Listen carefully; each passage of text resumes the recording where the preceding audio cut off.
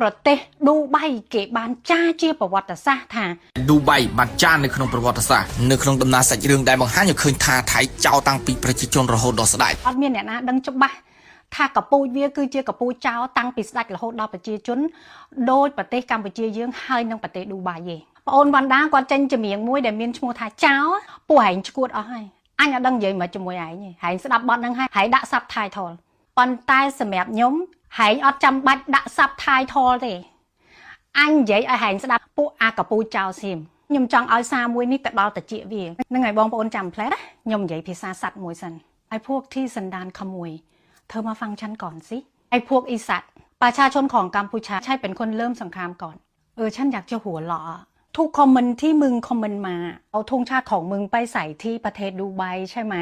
เอาอะไรมาพูดประเทศดูไบมันเบนประเทศมึงไปแล้วเพราะว่ามึงรู้ไหมมึงไปเข้ามวยบลูไดมอนด์อัลฟาของประเทศดูไบมาตั้งแต่ปี1989มันไม่ให้ประชาชนของมึงเข้าไปทำงานที่นั้นแล้วก็ยังเบ้นไม่ให้มึงทำธุรกิจที่นั้นด้วยแล้วมึงจะมาว่าอะไรแล้วมึงจะมาเอาอะไรเอาธงชาติของมึงไปวางที่ประเทศดูไบมาให้ฉันดูเหรออันนี้เป็น AI อันนี้เป็น emoji แล้วมึงไม่รู้สึกเลยเหรอแล้วก็มึงมาบอกว่ามึงรักประเทศมากประชาชนของมึงรักกันมากฉันไม่เคยเห็นประชาชนของมึงที่อยู่เมืองนอกมาประท้วงจะรักชาติจะช่วยชาติเหมือนประชาชนของกัมพูชาเลยอันนี้ยมขอนตะมันใหญ่เอาពួកវាដឹងណាថាខ្លួនឯងគឺជាចៅតាំងពីស្ដេចរហូតដល់ប្រជាជនហើយវាមកស្រ័យតវ៉ាជាមួយយើងថាប្រជាជនវាហ្នឹងគឺរយុត្តិធម៌ហើយទៅរយុត្តិធម៌អាណាបានបើហែងជាចៅហ្នឹងអាកពូចៅហើយហែងចង់មករយុត្តិធម៌ស្អីมึงอยากได้ยุติธรรมเหรอมึงเป็นคนขโมยมึงเป็นโจร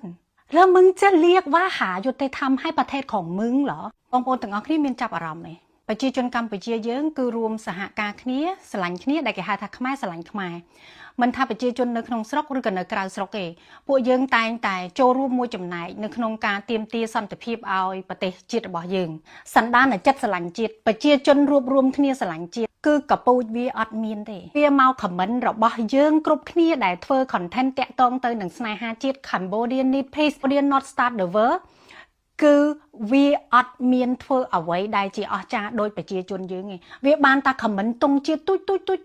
ខ្ញុំស្រឡាញ់ Thailand I save Thailand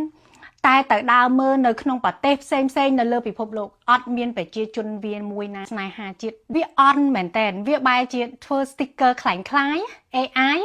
ដាក់សិតតតុងជាតិវាហ្នឹងគឺនៅលើប្រទេសឌូបៃ